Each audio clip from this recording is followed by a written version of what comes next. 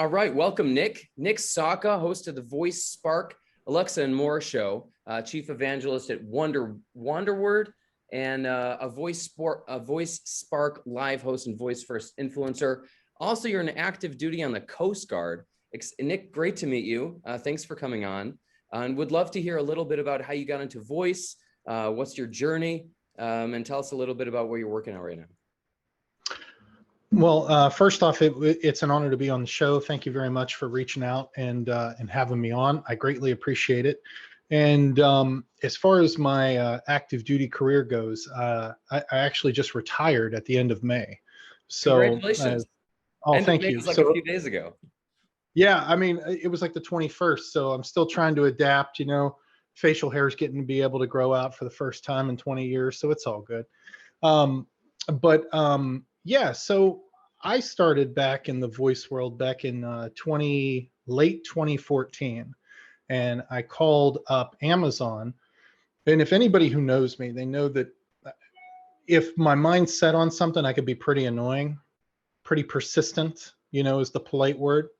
So for me, I went ahead and I called Amazon like constantly. And finally, somebody got me in touch with whoever was working on it in West Virginia at the time. And I was like, hey, I want one. And they did this whole song and dance. And like 3 days, probably about 3 weeks before Christmas, I get this email. And it's like, if you don't order your Amazon Echo in 72 hours, this link will be broken and you will not be able to order it.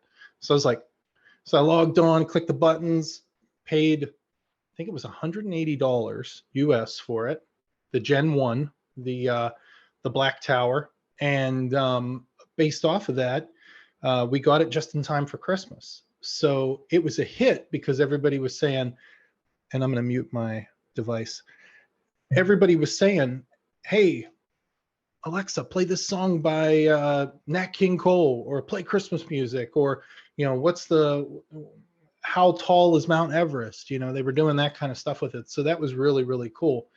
And so at that point, I always kind of kept in the community, and I got really excited whenever they started releasing skills, voice applications. And by 2017, whenever they had released the SDK, I thought to myself, I'm like, I like databases. I always wanted to get into computer coding. Maybe I can make something happen here. And for me, I built a good bit of skills, and I got pretty far down in the development rabbit hole. But the problem for me was it got to be a little bit too much on the developer side. And I wanted to be more confident in my abilities. So I kind of stepped back from that over the past couple years and got more into just voice first influencing, like letting people know what's out there. Because one of the things, my chief complaint about the community itself is that there are thousands of good voice skills out there, like literally thousands of them, but they'll never see the light of day. They'll never get their 15 minutes of fame. And I thought by creating Voice Spark Live, I could bring some of those into the spotlight, even if my spotlight isn't that bright, and get to a point to where, maybe they could get some usage. Maybe Amazon will notice these skills. Maybe they'll take a more proactive approach in bringing these into the fold. So that was sort of my mission. And then finally, probably about 6 months ago, I started forming a relationship with the people over at Wanderword. And I went to them probably about 3 months ago, and I said, hey, I would love to work for you guys. Is there anything that I could do to help you? Because they're based out of Sweden, and I'm here in the US. And I said, we got to get you guys, we got to like make sure you're in the US and people know who you are and what you're doing and how you're doing it. And I asked them if I could come aboard, and they said, sure. And so for me, I just want to be a cheerleader for them and say, hey, look, this company's out there doing great things. This is what they're doing. They're, it's professional voice applications, and they're making it work. So that's essentially my background. It's such a cool story. Also coming from the Coast Guard, getting into the rabbit hole of the skills, of the voice skills. Would love to hear Mhm. more about it. What drew you to Wanderword? What are they doing that's so exceptional for you? Well, what drew me to Wonderword was the fact that they're very inclusive. So, they're all from Sweden, so they've got a nice European feel to their company, which is very cool. But they're a nice community. They're a good family of people to work with, and the products that they have are going to shape the industry because they're creating their own sort of game, and I can't go too much into detail with it, but they're creating their own sort of game engine that is going to help um, create voice applications. So whether you're on a Amazon Echo or a Google Home or your own mobile device, you're driving to work and you're just like, oh, I'm going to go into this app and play one of these games. They're creating that platform that is going to help bridge that gaming community. And in their outreach too, their public outreach, like they've reached out um, and really embraced the blind community, the visually impaired community, and we're seeing a good return on that investment, and just a great company to work for. Wow. What do you think was it? First of all, the visually impaired blind community having a unique benefit from the voice applications is something that you wouldn't think off the top of your head, and now that you mention it, makes such profound sense. And the rise of technology and helping so many different people around the world is profound. What was it specifically around the voice skills, Alexa, Amazon, that got you into the rabbit hole, that drew you in, do you think it was, as opposed to video, as opposed to blogging? What was it specifically about voice? For me, this goes a little bit back to like science fiction, right? Because you've always, everybody's seen Minority Report and everybody's seen, Star Trek and those different types of things. And for me, this was the first time that I could speak to something and it would recognize who I am and it could turn off my lights. And for me, I've said this multiple times, but I haven't turned off my Christmas lights in 5 years because they're all on a routine and she knows what smart plugs are plugged in, and whenever those are active, that routine kicks in and boom, the lights come on and they come off at a certain time, and it's a beautiful thing. I also equate it to, I used to run track in high school, right? And I was on and I delivered newspapers, and I'm sorry, I love telling stories, by the way. We love listening. So I'm delivering my newspapers, and I look down and I'm like, oh my God, this name looks familiar. And it was the guy that set the school record for the 400-meter dash. So I call him up and he's like, hey, am I late on my paper bill? I'm like, no, I just got to talk to you real quick about running. And he's like, oh man, okay, cool.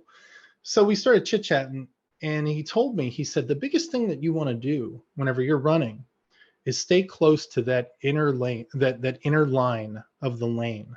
Because if you do that, if you run on that line, you'll save yourself 12 feet of distance if you were on the opposite side, if you ran on the far side of that lane. So I started to think about that. And I think that shows a parallel to voice, right? So instead of me getting up, going over to my lamp, turning it off, wasting 12 seconds of time, I could just say, hey, turn off my living room light. And then boom, that light turns off and you get that 12 seconds back. You're doing something else. It's going to augment the way we live our lives. And hopefully, if done correctly, it's going to save us time, money, and resources. I was speaking with someone in the investment community and talking about audio tech. And I was saying how one of the benefits of audio is that it's natural, it's fast, and it's frictionless, meaning it's what comes most natural to you. So the fact that you haven't turned off your Christmas lights, and the example, the running, being it's easy, it's simple, it's fast, is what comes most natural to us is speaking, not typing, not shooting videos, not taking selfies. It is that audio voice component. Is that also what drew you into specifically the Alexa skill, as opposed to, because you could have a remote control, it doesn't have to be through voice. Are there other elements within voice, within audio, within the integration of your own speech and technology that has a benefit for you? Yes. The thing that drew me to Amazon was the fact that Amazon was very open, right? Case in point, and I hate beating up on Google, but it's so hard to find the Google Action Store. Like where is it? I don't know. You know, everybody was so excited about Google I/O and all these things they're bringing out, and I'm like, well, did they tell us how to get to the Google Action Store yet? I mean, but with Amazon, they've really embraced it and they brought it into the fold. And if you go to Amazon and you select skills and you type in anything, whatever available skills are there under that category will show up in the search engine. So for me, it was very easy to sort of embrace Amazon over Google because of the fact that they were taking this user-driven approach where Google was taking more of a developer enterprise more approach. You know what I'm saying? Mm-hmm. So, and that's sort of why I selected the Amazon Alexa skill angle vice the Google Action angle. We spoke with someone who's working on voice AI technologies in a B2B context. So in a sales conversation, they're using AI and machine learning to detect the tone, the intention of the potential buyer, if they're warm, if they're cold, if they're hot, etc. Like just based on the tone and texture of the voice, which is more a B2B context, right? It's different than what you're saying. So there's a lot of ramifications. What are other reasons that specifically consumer was interesting to you as opposed to enterprise or other corporate use cases? I think the biggest thing for me again was the fact that like this content that is out there, right? So B2B, we know they're going to sell. They're going to try to sell you something, right? You're going there for a purpose. But if you go onto the skill store and you say you pull up a skill, like one that comes to mind is Journey 3000 or the Cursed Painting, and you've gone through your entire podcast list on your hour drive to work and you put that on and you get immersed into it, that's the difference. That's the B2C. You know, that's instead of the B2B or instead of the B2C, that's the consumer driven angle that I like the most. I love the ability to be able to drive to work, invoke a skill, and then have that hour of my life just quickly go away because of the fact that I'm immersed in something else. When you first got into it, you were coming from you weren't coming from the voice tech world. You were in the Coast Guard at the time, correct? Yes. So my job did actually transfer over loosely. So I ran, I assisted in running what was the equivalent to a 911 call center, but for the Coast Guard. Wow. So we would get, analyzed voices. We would have to analyze voices, find out whether or not certain transmissions were, you know, hoax oriented, or whether or not they were, this person said help or hello. You know, most notorious is whenever somebody names their boat Payday. Every time they say it over the speaker, it sounds like Mayday. Mm-hmm. So, you know, you're like, whoa, what's going on? So everybody's freaking out. So we had to do a lot of voice analysis, and that kind of helped me out as far as like conversational design goes, and also just understanding and breaking down the pitch, the range, the different aspects of what makes a person's voice unique. That is very interesting, that you had some kind of context around phone calls, around audio, around conversational context. So your brain was already, you know, mapping some kind of world, which is very interesting.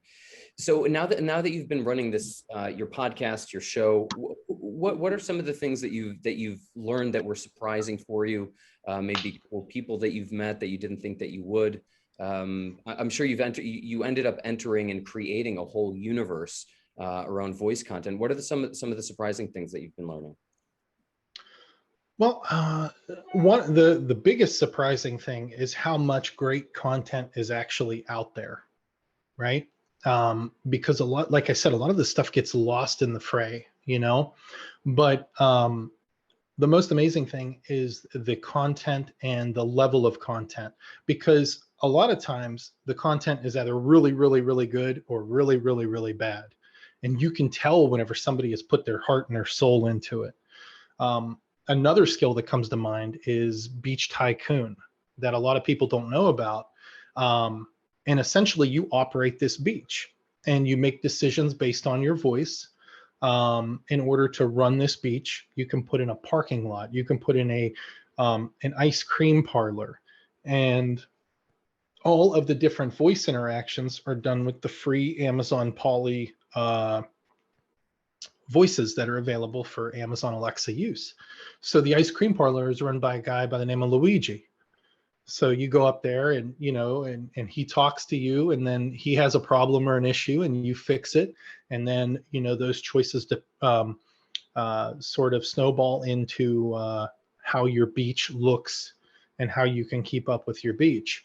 So, so yeah, that's sort of the thing that got me. And also, the other thing that we wanted to do over at Voice Spark Live is we wanted to create an environment where everybody had a voice. Our last two guests, Cynthia Holcomb, she is developing an AI solution for women to shop for clothes, an AI voice solution. And the other gentleman that we just recently had on, he is developing a way to incorporate voice technology into existing websites. So we wanted to make sure that everybody was adequately represented and that everybody had a voice. So that's why we don't, you know, if somebody says, hey, I want to come on the show and I want to talk about this, this, this, and this, we don't turn anybody down. Sure, come on, let's go. But, you know, obviously it has to fit within our schedule and so on and so forth. But besides that, we will work with anybody in order to help them amplify their voice and their message. Well, specifically around the women shopping and for the websites, what was interesting to you? What was new to you that you might not have foreseen that they're working on, that was compelling or that was exciting? So the thing about the female shopping was, and she had a great point. If you go on Amazon and you type in black dress, right, you're going to get like 5,000 responses. Her goal is to take that 5,000 responses and whittle that down based off of search history and preference, and like a preference profile down to 5. And I think that's going to be worth its weight in gold. That's pretty interesting. The other thing about the gentleman that was building the voice assistant for the websites was that he was able to take the existing content within the websites and then come up with search queries based off of that. So if you ask, you know, for like if you wanted like a certain type of tequila, it would, you know, kind of quasi search the website, pull that tequila up, and then provide you with an access to actually pay for that and purchase it. So I thought that was really cool too. So you're not going up to the website, clicking on all these different tabs, getting lost, and then, fuzzy lights. Next thing you know, you're off doing something else. You're in there, you're saying, this is what I want. And then it's returning that subject to you. So I thought those were very interesting. Super cool. Super cool. What are some of your predictions? Like, you first of all, you're learning a lot. You have a massive expertise around the space. You're the chief evangelist for Wanderword. How do you see the current version of the internet, social media being impacted by voice tech? I think essentially what's going to happen is a voice is going to have its own place in the world, but it's also going to be a great augmentation of existing models. So if you have, a blog, right, you can incorporate that into a flash briefing. If you have a website, you can use a software that will create customized API calls that will pull data from that website or other databases in order to fulfill the customer's needs. I think what you're going to see is a rise in custom voice assistants, and also a better better usage of Amazon Alexa and Google Assistants with inside the home. And what do you mean by custom? What would be a use case around like custom? I like that question. So I'm going to give a shout out to Bobby Bryant. So first off, what happens is whenever you're in the VoiceSpark family, you're in the VoiceSpark family. So if you come on our show, we hang out, we BS, we try to keep it as low key as possible. I try to make some funny jokes. Most of the time, I'm successful. Sometimes I'm not. And so what we try to do is we try to again magnify people's successes, right? So Bobby Bryant is the CEO of a company called DOS.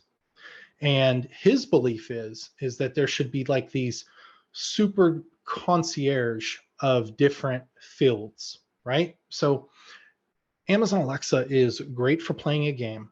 She's great for telling you what the capital of Peru is. But if you say, hey, find me a 3-bedroom house in Biloxi, Mississippi that is near a school and has no sexual predators within a 25-mile radius, I guarantee you her response is going to be, sorry, I can't help you with that. But what Bobby Bryant was able to do at DOS was he was able to create his own virtual assistant and CRM-based platform to help out real estate agents and buyers. And it completely walks you through the process. So if you do have DOS on your phone and you say, I need a 3-bedroom house in Biloxi, Mississippi, and blah, blah, blah, blah, blah, blah, blah, it will shoot you out a response. It's very cool. And you can go down into the nitty gritty. Like, I brought up the sexual predator thing, but I'm telling you, if you were like, 2.5 bath or near a park, it will generate a response for that. Like this thing is solid. And they're requesting beta users at this point as far as like real estate agents and things like that.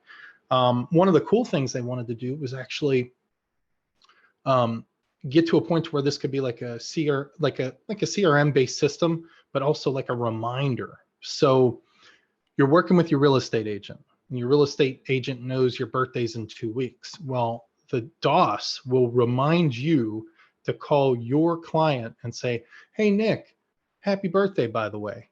And what it does is it just creates and cultivates that relationship for maybe future home purchases or for just getting this purchase across the finish line. So it's an all-in-one custom voice assistant that I think is going to revolutionize the real estate industry.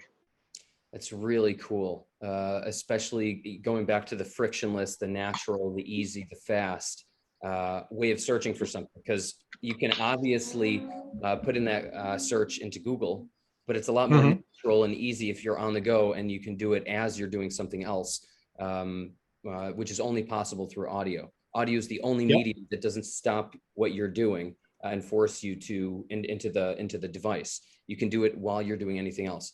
So the real estate is exciting. I mean, the ramifications are almost endless. Do you also see that going into, I don't know, glasses or more advanced headphones, so that the current version of the smartphone becomes more mobile and less visual focused, so that you can do what you normally do on social media, on the internet, et cetera, like the use case of Bob Bryant, as you're doing something else, as you're walking, you're having this like conversation with Alexa, maybe through your headphone, maybe through glasses. I hope so. And I hope that they solve the problem of the offline intents. So for me, the biggest issue that I have is I'll go running with a pair of Apple AirPods and my Apple Watch, and I can't say to her, based off what I know, and maybe I'm wrong, but I can't say to her, Siri, turn up the volume, because she's going to say I'm not connected to the internet, or because I'm not connected to the internet, I have just a GPS Apple Watch. What I want to see is like as much as can be baked into the product, be baked into the product for offline use, and turning up the volume, turning down the volume, skipping to another song. Those are all things that could be relatively programmed in there. Now, I haven't tried this in about a year, but I haven't seen anything that says that will work offline. Maybe I'm wrong, but I would love to see offline usage. Mm-hmm.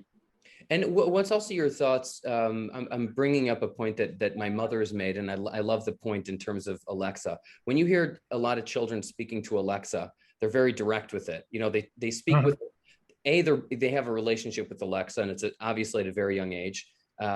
But they also speak in a different way with Alexa than they do to a person. How do you see the relationship, especially voice? Right, it's very different than typing, because you don't type to I mean, you can type to a person, but when you actually meet a person, you talk to a person, but you talk to a person with a certain amount of, I don't know, manners or intention. How do you see the relationship between the machines that we're speaking with and that they're responding back to us, you know, in the next few years? Well, I hope it develops in a good way. I'm cautiously optimistic that it will. One of my co-hosts, AJ Wool, he always talks about how this is the one technology where we could use it in order to increase civility on a global scale. And he's right, because if she does something for you, like, hey, turn off my lights, and that's done, and she's like, okay, and somebody says, you know, thank you, hopefully in the future that will be picked up, and she'll come back and say, you're welcome. And what that'll do is that will reinforce, you know, good manners and good conversation awareness throughout all generations. So whether or not you're a little child or an old man, it's just going to reinforce those good habits. So that's essentially what I'm hoping for. I'm hoping that we can gain a little bit of civility from these smart devices. Very cool. Do you have any other interesting things that you've learned, companies that you found out, that you discovered, that you want to share or talk about? Because I'm sure you've got like a gold mine of information about voice tech that few people even know about. Yeah, there's another company out there called Skilled Creative, and it's run by Brandon Kaplan, and they're doing a lot of amazing things as far as the quality level goes of the voice experiences. Like if you want to see something that's very top notch, as far as Amazon Alexa goes, then that's the place to go. They've worked with Warner Music Group, HBO Max. They just recently released a skill called HBO Max Recommends, where you go on there, you select the genre that you want, and it will run you through, and you say yes, no, and you find out things to watch, and then it'll shoot you a text message with all the links on HBO Max Recommends, so you can start watching right from your device. So I think if you take a look at those guys, they're definitely doing some good stuff in the space. Very cool. Oh, what are you excited about Wanderword? You know, I mean, I know you can't give this specifics, but what are you excited for them to be creating, the world that they're building, the integration of maybe these different voice platforms? What I'm excited most about what Wanderword is doing is about them creating a playing field, right? Where it doesn't matter if you're visually impaired, and it doesn't matter if your eyesight is 20/20. You are going to be on the same playing field across the board. And that's what I'm mostly excited about. I'm excited about the fact that a vast majority of people are going to be able to use the products that they're creating. And with some of the IPs that we're looking to sign or have already signed, things that are developing down the pipeline, like we've got some really cool stuff that's out there. One of which was, and we released a press release on this just a couple weeks ago, we actually took over Starfinder from Amazon and Paizo, and we're taking that entire skill, and we're going to operate it and maintain it for them. So that's really cool because the skill has like 907 reviews on the skill store. There's professional voice actors and professional content. Like it's a true blue top A grade voice experience. So I'm excited about that. Some of the other things I'm excited about, choose your own adventure wise, is Escape 63rd, which is essentially an escape the room style game that has you playing as a woman who is going to Chicago in 1893 during the World's Fair in search of her missing sister. Now, her missing sister got this great job working for a gentleman who owns a hotel. Now, this is all based off the true story of H.H. Holmes and like the crazy experiments and stuff he did during that World's Fair, because there were millions of people coming into Chicago, and he was able to essentially do a bunch of messed up stuff. And what we're creating is a story that allows you to get immersed into that environment, and also like, what would you do scenarios to try to escape that hotel. And a lot of our stories work on a 4-chapter arc. So you'll have sort of like a tutorial beginning, and then the arc will start to build over chapters 2 and 3, and then conclude in chapter 4. So we're getting ready to release chapter 3 here pretty soon. We're really excited about that. And then hopefully by the end of summer, early fall, we'll have chapter 4, and then that whole 63rd and Wallace will be one complete package. So I'm super excited about the future as far as voice tech and voice tech gaming goes. And I can't wait to see what happens. That's fascinating. It's super, super fascinating how immersive it's going to be, how innovative it's going to be, how much of an experience it is going to be for people to go back to 1893 and experience those elements. Would like to finish also hearing about, it's curious how you got into voice tech. The interesting situation that you were in the Coast Guard. How did you get into the Coast Guard in the first place? It's a really interesting career. Oh, if there's anything you want to share about that, it sounds like super interesting. So it was kind of funny. So I was probably a 17-year-old kid cutting my neighbor's grass, and she looks at me and she says, "Hey, you should join the Coast Guard, because my nephew joined the Coast Guard and they let him drive boats." And I'm like, "Oh, that sounds kind of cool." Now, I'm from a rural part in Pennsylvania, right? And you're probably going to be shocked when I tell you this, but the first time I saw the ocean was whenever I went to Coast Guard boot camp. So I had not seen the ocean in the first 19 years of my life. So I go ahead and I do all the research, and I'm like, oh, competitive pay, retirement plan, 30 days vacation. This is perfect for me. I'm going to sign up.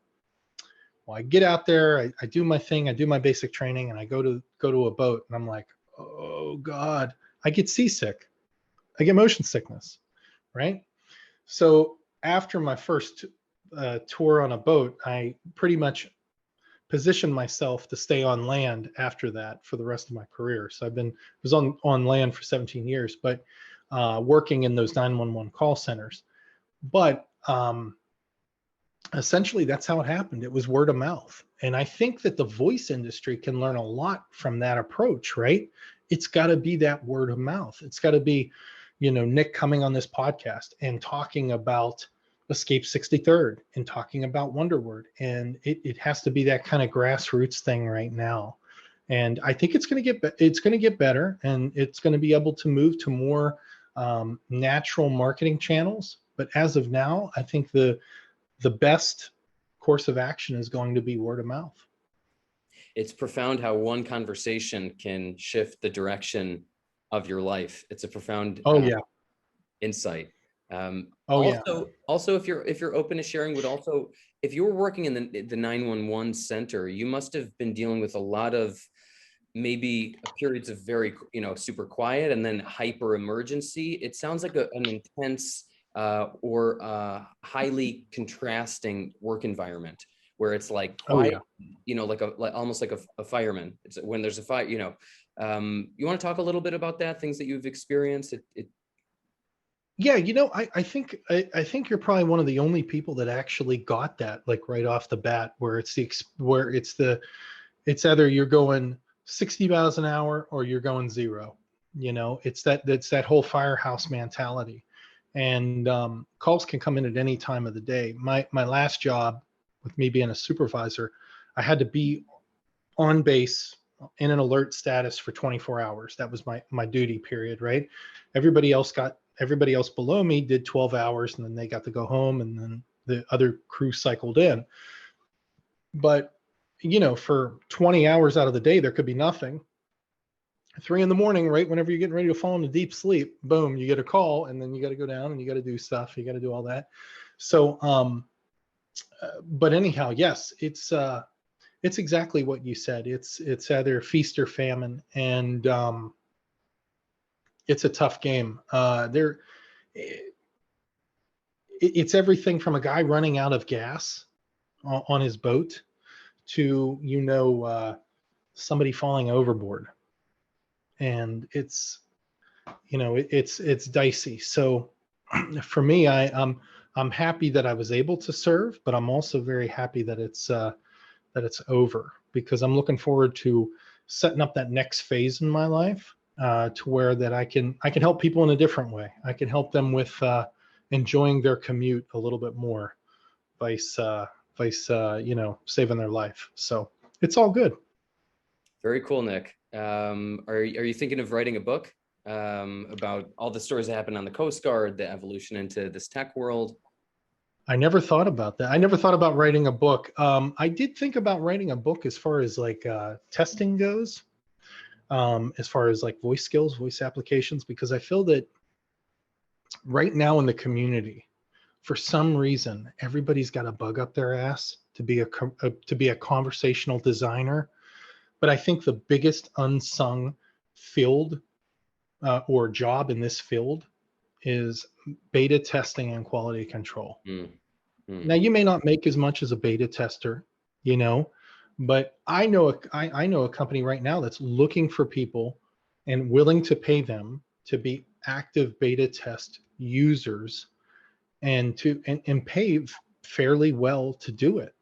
So for me, I think it's going to be one of the unsung fields within the voice industry. And I thought about writing a book or a series of blogs based on that and based on my experiences.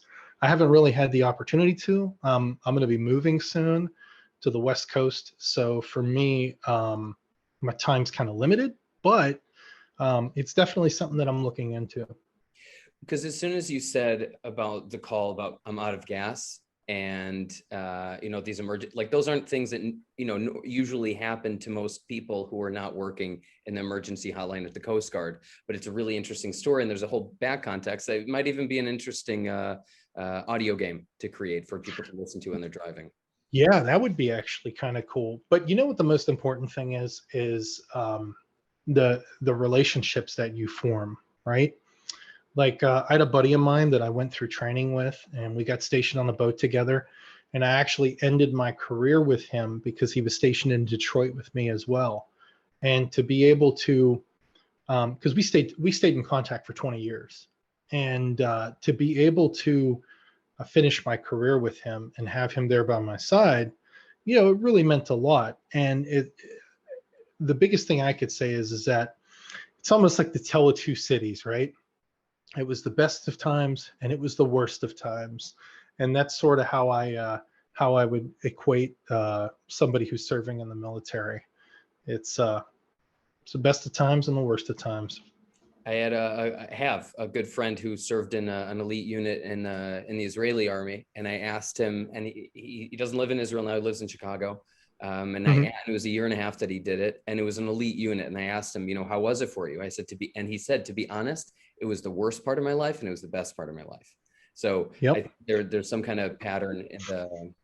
It's deep and it's profound and it's meaningful, and thanks to all the amazing people who serve around the world and sacrifice so much for the rest of us. Yeah, it's definitely, it definitely was a really cool experience, and it helped make me be the person I am today. And, the other thing too is, it's just not, it's just not local to Army, Navy, Marines. Like, I had a chance one time to go on a hovercraft. The Canadian Coast Guard has hovercrafts. These things are cool. And I had a chance to go on there. And it's funny because we were talking with them and they're like, yeah, you know how you guys kind of have that law enforcement capacity? And I'm like, yeah. And I'm like, and they're like, well, we don't have any. And people get spooked out whenever we show up because they think we're going to have like guns and stuff, and we don't have any guns. And we're just there to like save their life and keep them safe. And they'll be like, like taking it, like throwing stuff overboard and stuff, and, and all that stuff so they don't get in trouble with the law. And I thought that was really funny. The different the contrast between the two missions of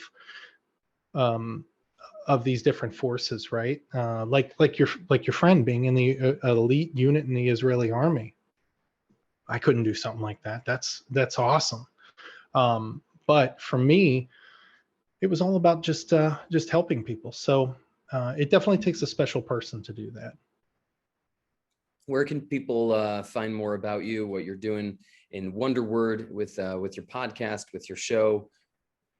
Yeah, you can go over to wanderword.net and also poptale.com to check that out. You can also go over to voicespark.live to check out what we're doing over there. And we have a YouTube channel as well. So one of the things that we really wanted to do is we wanted to have a showcase for people. And we consider ourselves to be the indie mouthpiece for the developer community as far as voice applications go. So we've created an awards program called the Sparkies. So we take all of the skills or actions that we reviewed for the entire year, and then we recognize the top 3 based on the score that we gave them and also the amount of votes that they received. So it's just not a popularity contest. And based on that, we send them out a nice sort of tower trophy that they can display and they can have. And we have all of those reviews posted up on our YouTube channel, which is VoiceSpark Live. So if you go over there and you check it out, please subscribe, and you can see a lot of cool interactive audio games that you can play on your smart speakers. Fascinating journey. Thank you so much for taking the time and coming on, and the journey from the Coast Guard, that whole universe and that whole world evolving into the entrepreneur that you are now, and the shows that you're doing and the content and the people that you're meeting around voice technology. It's super fascinating. When the book does come out, I would love to read it, and anyone else who is listening and to get on the early bird list. That's awesome. Yeah, no, I'm sure you have a ton of stories, and it's yeah. It's, oh yeah, yeah, yeah. And the other thing is too is that it's all about what just to finish up on that. It's all about the mistakes that you make, right? I've always said you can make as many mistakes as you want, just as long as you don't repeat those mistakes. So it was definitely a learning experience for me, and I greatly appreciated the opportunity to serve my country. Beautiful, inspiring. Thank you, Nick. Great meeting you. Looking forward to being in touch, and we'll talk soon. Awesome, Ari. Thank you.